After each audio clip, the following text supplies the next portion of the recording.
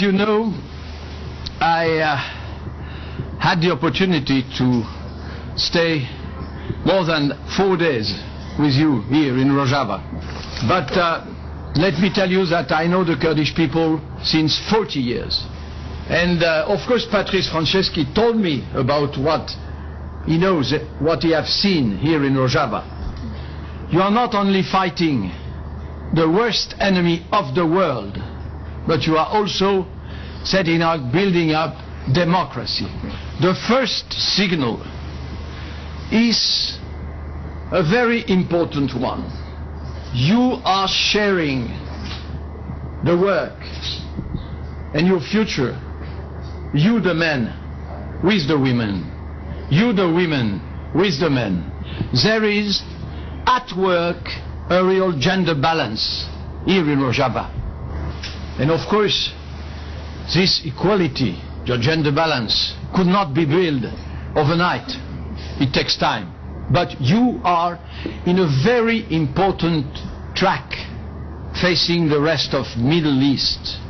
Okay, it starts at the first sight by gender balance. And I know vice presidents, vice director, co-director, etc.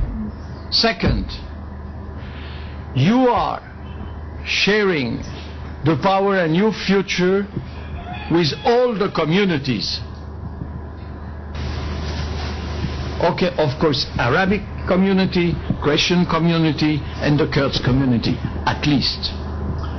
Second very, very important lesson from the Middle East. And you are not only talking, but you are trying to build up human rights attitude. Human rights attitude inside the war, human rights, and setting up a state, I don't know, but a region where the rule of law will be followed.